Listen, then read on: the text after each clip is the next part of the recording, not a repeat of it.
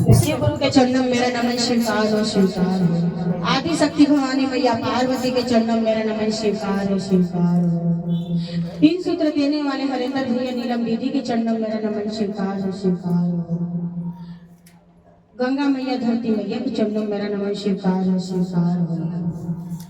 और गुरु भैया के चरणों में मेरा प्रणाम स्वीकार स्वीकार। हे शिव गुरु, आप हमारे गुरु हैं, हम आपके शिष्य हैं। आप नहीं दया करेंगे तो कौन करेगा। दया करो शिव गुरु, दया करो, अपने इस शिष्य पे दया करो।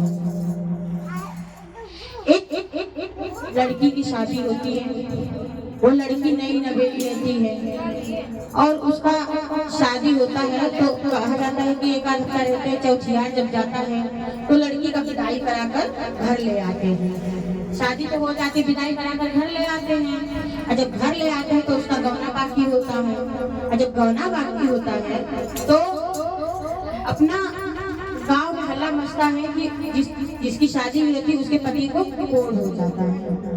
उसके पति को कोढ़ हो जाता है तो उसके पति को जब कोढ़ हो जाता है ना तो इससे उससे सुनती है तो कहती है कि मैं इससे उससे सुन रही जाऊँ अपने पिता से पूछूं।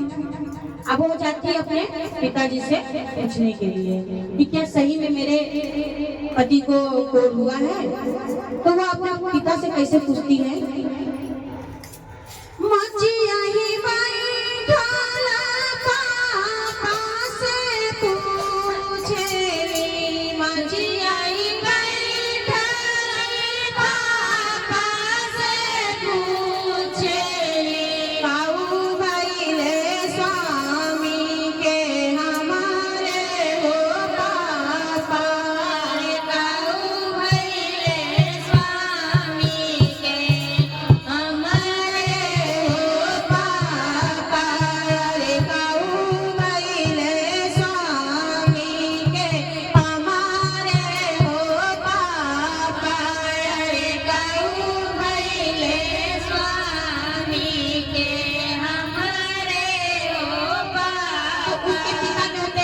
उसके पिता कहते हैं आगे लागे बेटी वो हीरे कोरिया के, आगे लागे बेटी वो हीरे कोरिया के, दूसरा तोर बिया करई दे बेटी, दूसरा तोर हम बिया।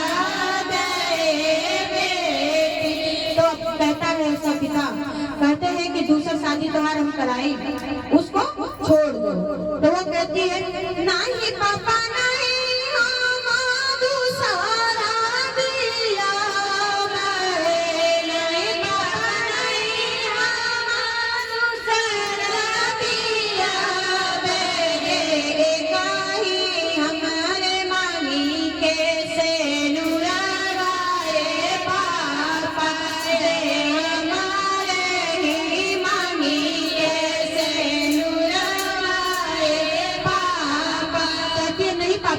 मैं दूसरी शादी नहीं करूंगी। जो मेरे माँ का एक बार सिंदूर पड़ गया वही मेरा सब कुछ है और वही मेरा पति है।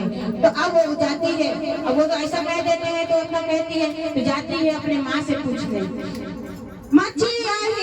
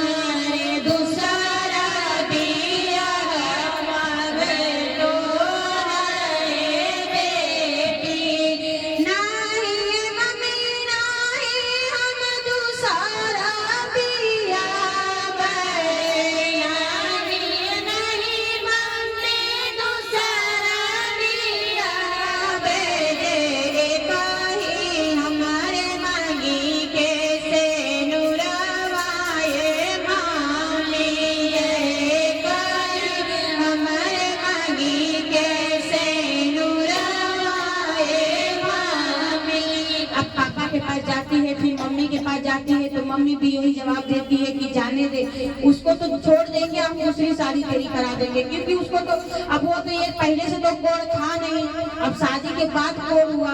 तो जो 4 दिन रहे या 5 दिन रहे, देखिए कोई भी नई नवेली दुल्हन जाती है अपने घर तो उसको मोह माया हो जाता है, तो उसको ऐसा लगता है कि नहीं, मेरा पति जो मेरा एक बार मांग में सिंदूर पड़ गया वही मेरा सब कुछ है, तो मैं दूसरी शादी नहीं करूंगी। और उसकी भाभी के पास जाती है और उसकी भाभी उसकी चर्चा कराती है, शिव चर्चा में हमेशा जाती है, शिव चर्चा में जाती। देखिए जब अच्छे जगह पे आप चले जाओगे तो कोई सही रास्ता ही बताएगा, गलत रास्ता नहीं बताएगा। तो मचिया ही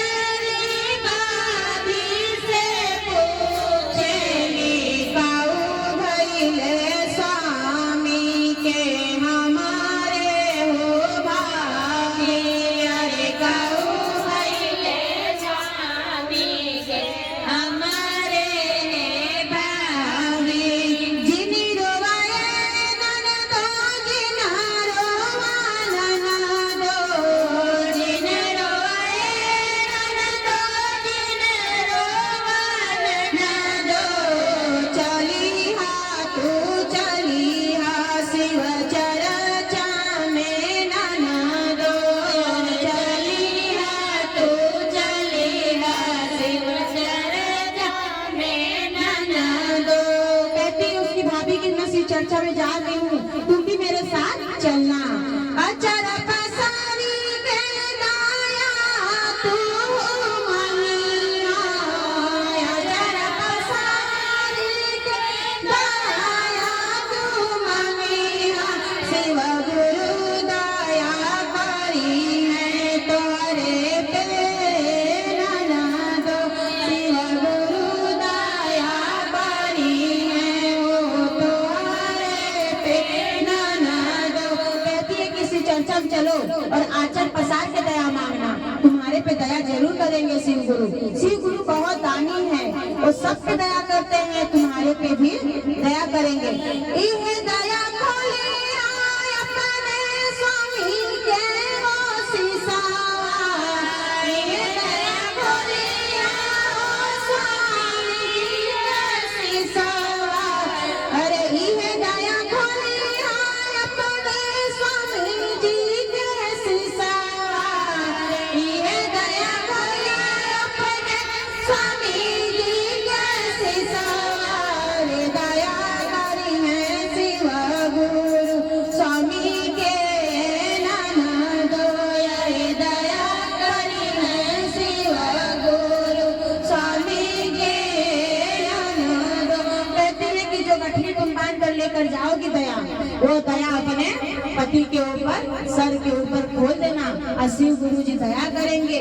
तो अपना शिव चर्चा में लेके जाती है ननद को, और शिव चर्चा में लेके दया मांगती है, आंचल पसार कर उसे बताती है कि ये दया अपने जाना अपने घर तो अपने पति के ऊपर खोल देना। और जब सब कुछ ठीक हो जाएगा तो दया करिया शिव गुरु चर्चा करइहा, दया करिया शिव गुरु चर्चा करइहा, अरे अपने आंगनवा में ढोलक बजवइहा, अरे अपने आंगनवा में ढोलक बजवइहा।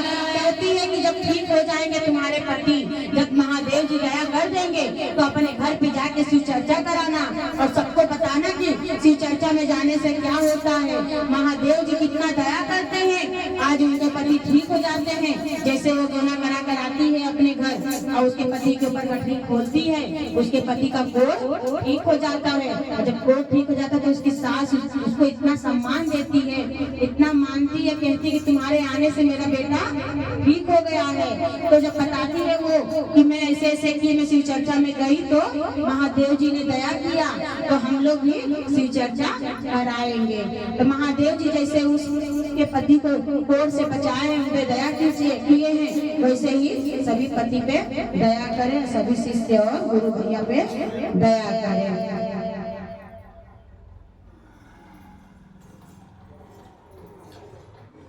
जब जब आवेला सावनवा